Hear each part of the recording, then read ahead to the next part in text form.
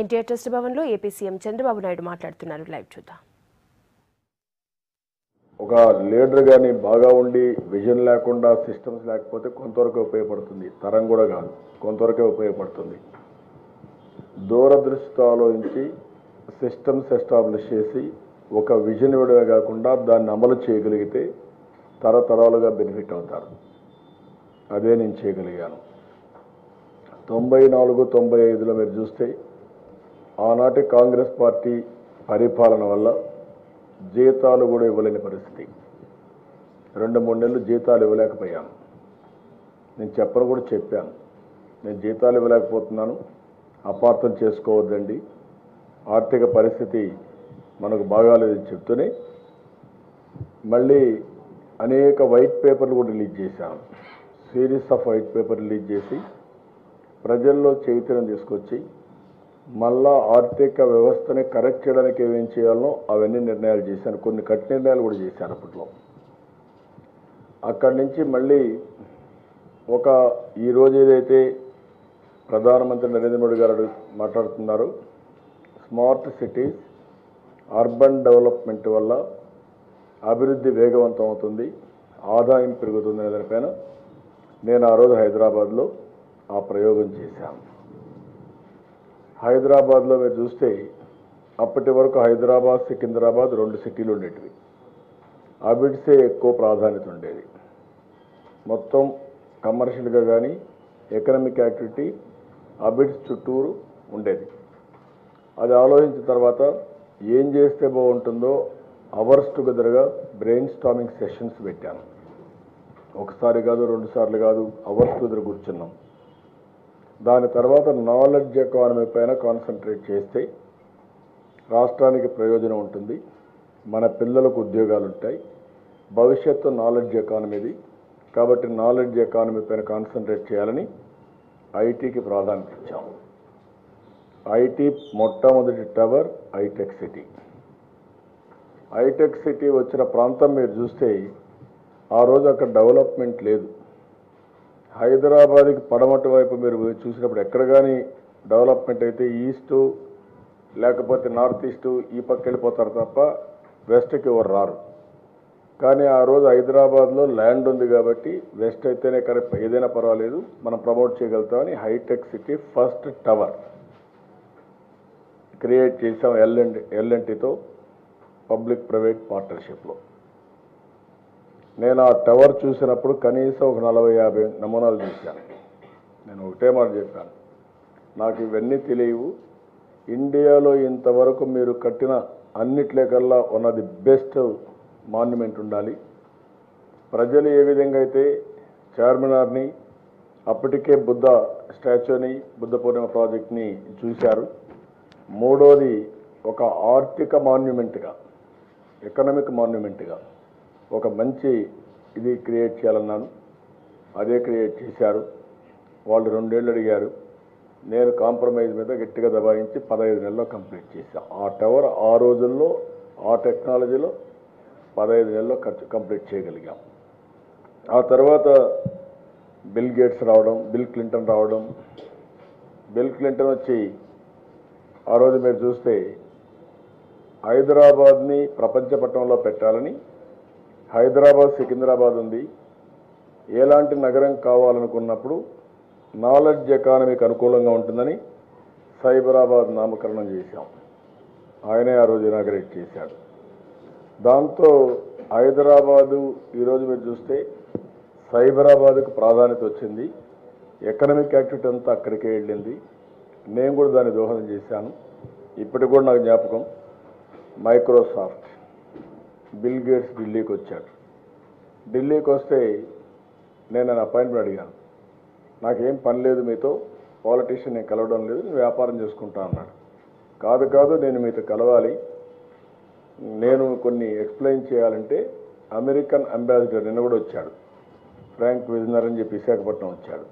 అతను చెప్తున్నాడు, ఆ రోజు మీరు లోపల ఉన్నాక ఫస్ట్ 5 నిమిషాలు అనుకున్నాం, మీరు 45 మినిట్స్ స్పెండ్ చేశారు.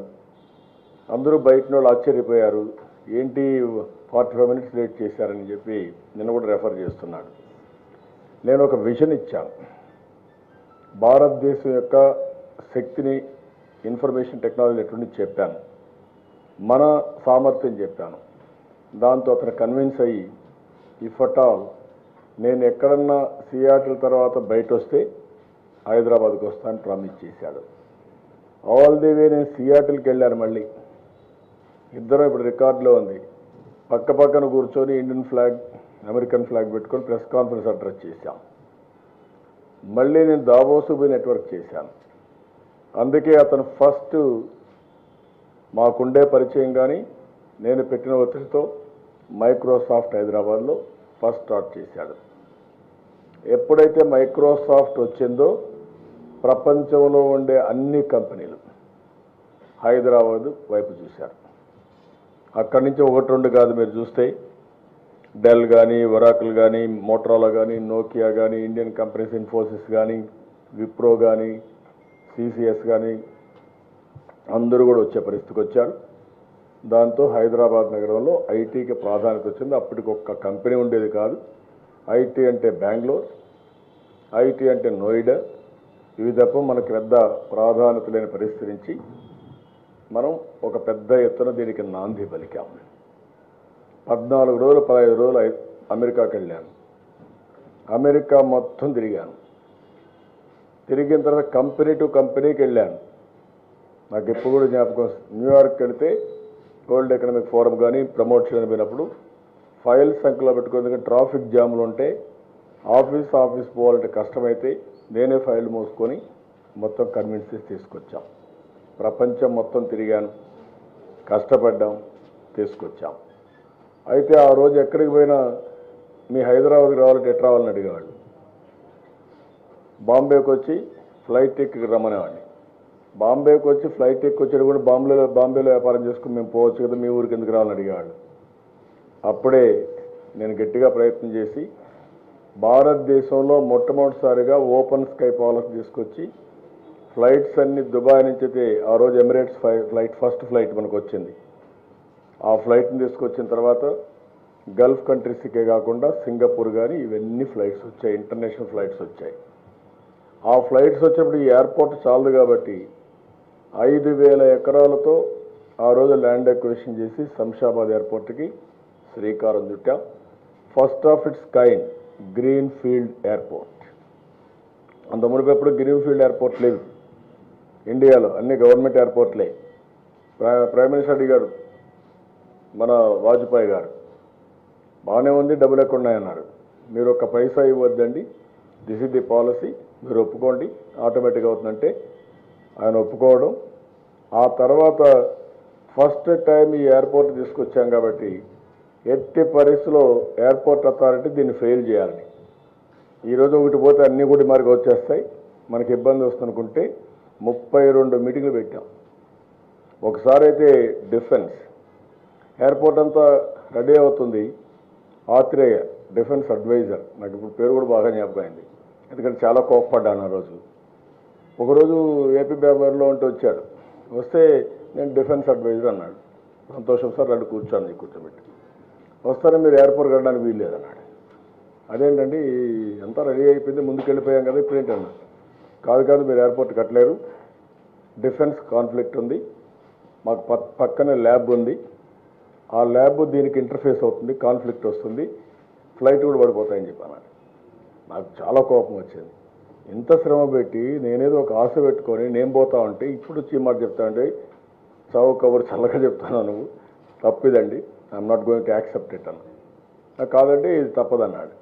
తప్పదని నేను తెలుసుకుంటానండి, నువ్వు క్వశ్చన్ ఆఫ్ కాంప్రమైజ్, హైదరాబాద్కి ఎయిర్పోర్ట్ రావాల్సిందే తప్పదని చెప్పంటే తర్వాత ప్రెసిడెంట్గా ఉన్నట్టు అబ్దుల్ కలాంను కలవడం, డిఫెన్స్ మినిస్టర్ జార్జ్ ఫెర్నాండెస్ని కలవడం, ప్రైమ్ మినిస్టర్కి చెప్పడం, ఎట్టి పరిస్థితుల్లో నేను ఒప్పుకోను అని చెప్పి ఫోర్స్ చేస్తే ఎట్లా సాల్వ్ చేయాలో తెలియకుండా అప్పుడు cabinet secretary TR Prasad, cabinet secretary TR ప్రసాద్తో కమిటీ వేసి అవసరమైతే నిజంగానే టెక్నికల్ ప్రాబ్లం వస్తే ఆ డిఫెన్స్ ల్యాబ్ వేరే దగ్గర మారుద్దాం కానీ ఎయిర్పోర్ట్ ఇక్కడే వస్తుందని చెప్పి నిర్ణయం చేశారు.